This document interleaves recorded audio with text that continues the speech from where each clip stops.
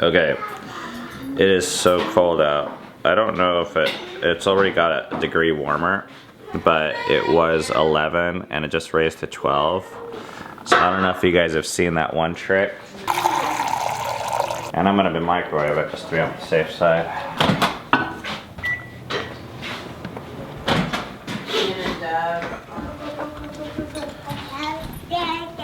Oh, that is like bitter cold. Here we go. Hey, don't jump onto this. Whoa. Oh, there's still some liquid though. Normally it like all vaporizes. Maybe we didn't have it hot enough. Like -1. Okay, given this temperature, we got this fun comment which I want to respond to from Mary Reynolds. Which, by the way, she's very like nice about her comments. Like she has like good questions, I think, but she's always been really nice about how she asks them. Maybe a little too nice. I want to talk about that. Yeah. Because okay. I agree, and there's a part where it's like we appreciate people being nice. I mean, like, why not? Hope you had a Merry Christmas. I see so often you guys wearing your coats in the house. In one video, I think I overheard one of the kids say how cold they were.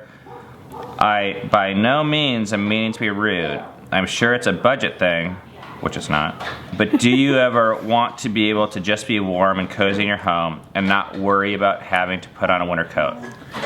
This is where she gets like really nice. Obviously, I'm not you, and how I choose to live is different. If my husband told me I had to wear a coat in the house, instead of making the home warm enough to be comfortable, I would tell him he's got another thing coming.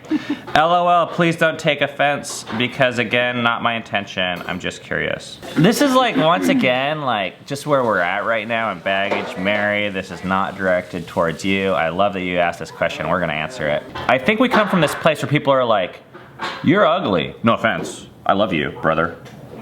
And it's like, you know, we've had to learn to gauge people's words or their actions maybe, not like just what they say, if that makes sense. Yeah. Because we've been told by a lot of people, there's a lot of language out there that's like, we love you, but you're really stupid and you suck.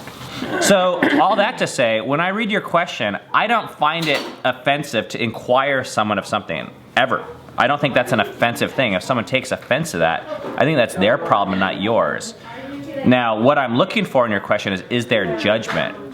And if there is, like, I don't sense that's your goal in communicating it. I think judgment is offensive no matter what. No matter how many times you say, no offense, or I love you, or please don't take offense at this. Okay, enough psychoanalyzing. Let's answer the question already. It's not really a budget issue. Like, we have enough money to heat the house, it might be like whatever we want it to. For you, it might be a little bit of a money issue. Not because we can't afford it, but because it's harder for you to spend money on heat, probably. Well, here's the funny thing. Even if it was free, I think I'd still probably keep it at this. I mean, I think that's like a small part of the pie for you. Like a lot of times money is like an indicator to me. Like if I were to go to McDonald's, which I haven't in a while, and they were like, would you like to supersize it? For 29 cents, you could have the big ass one with huge drink and huge fries and double your patties. It's totally worth it for 29 cents. But the 29 cents triggers a question for me, since you have to pay for this thing. Is it worth it? Do I really want like twice the calories? So the payment wouldn't be the reason why I don't get it, but it makes me think. And in this case, heat's not free. Like, you have to go out of your way to get it. It's kind of a funny thing, but a lot of people look at us and they're like, why don't you use heat? You should have to defend yourself. You're the one using it. Like, you explain to me why it's a good thing in your life. Have you noticed over the last 10 years, it makes your life a whole lot better in the long run? I think it's because it's different than what the culture does. People automatically think we should be the ones to explain why we're different. Yeah, totally. That's exactly what it is. And I'm not trying to put you or anyone on the defensive here. I'm just saying it's kind of funny that it is that way because we're unusual. We have to like defend ourselves, whereas what we're doing is actually more natural, I think. So we keep our thermostat at 60, which I think is pretty cold. Like, you're not wearing your down jacket, which normally you are. It depends. Sometimes I do. And it's funny because Filia is even wearing a jacket, but quite often the kids aren't even wearing socks or jackets. They're walking around like... They don't want to. I'm wearing socks. But I would say yes, it's definitely cold around here. And what you ask is really kind of funny because I think it's a great question. Don't you ever just want to be warm and cozy in your home? And I would say like, yes. I love it, absolutely. In fact, on like party days, we bump it up to like 67 and it feels like we're in the tropics. Or like on Shabbat, we take it to 64 and it feels like super warm down here. I love being cozy and as comfortable as the next guy. But I think there's this question that comes in of like, is coziness and comfort something that's fun to experience, or is it something that we deserve or is beneficial as the norm? You know, I was thinking about our engagement story we just told. At that time, we were planning on living in the dirt in Africa and being missionaries. Yeah. And from that perspective, what we have now, living at 60 degrees with a roof over our heads, a gourmet kitchen, internet access, we are living like kings. But yet, it feels to us sometimes, and I think to other people, like, oh my gosh, you guys are paupers. You guys are like homeless, basically. And it's like, whoa. It is really all about perspective. One of the most important things to guard against in my own heart is a sense of entitlement.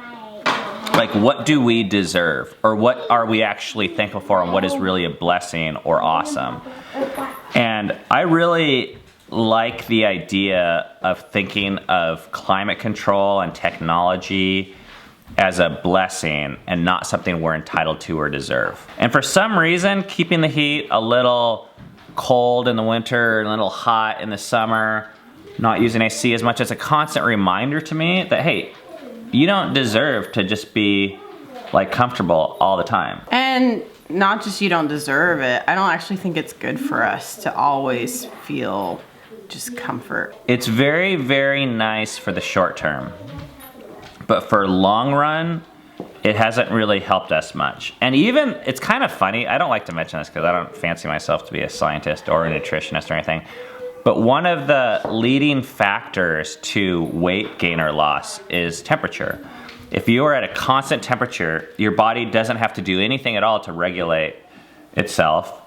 And actually, in terms of like burning calories, your body temperature is one of the biggest factors that determines how many calories you burn. But it is interesting that we're all overweight in our culture, and we all are sitting around at exactly like our perfect temperature.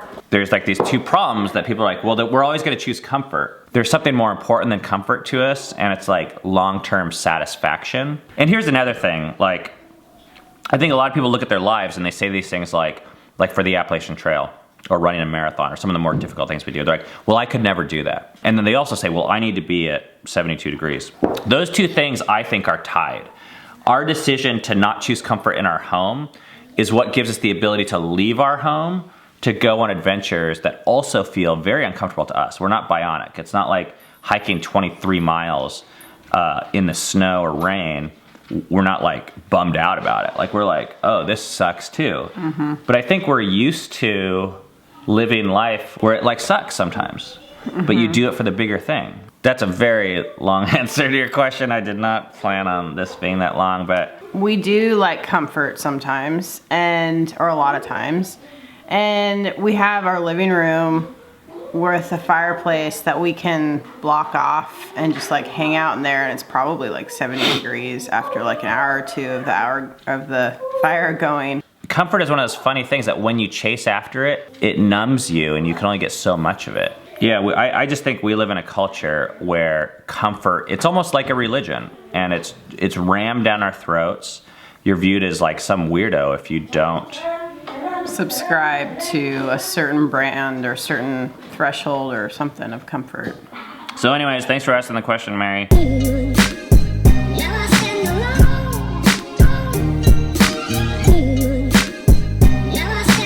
Hi, do you have a bath bomb?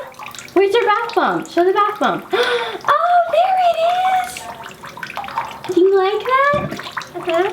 Is it fun? Look at the water. It's blue. Yeah, did you get that for Christmas? From Aunt Hannah?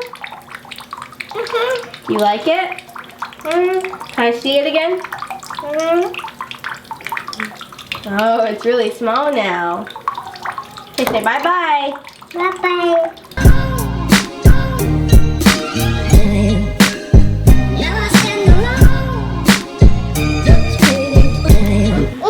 Got back from our counseling session. I felt like I needed to chill out and so I smoked a cigar and read my book. And now we're going for a run.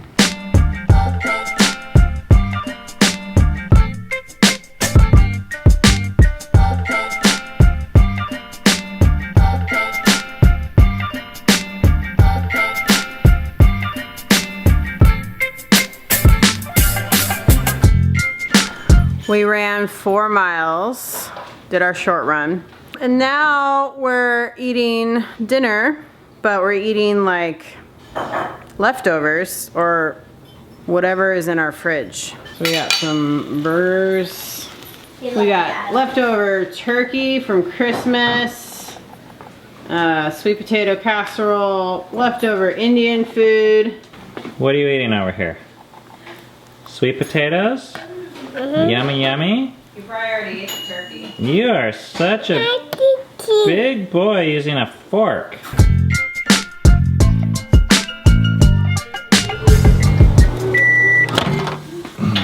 Turkey and Indian food. We are just spending time next to the fire, reading and having some yummy snacks.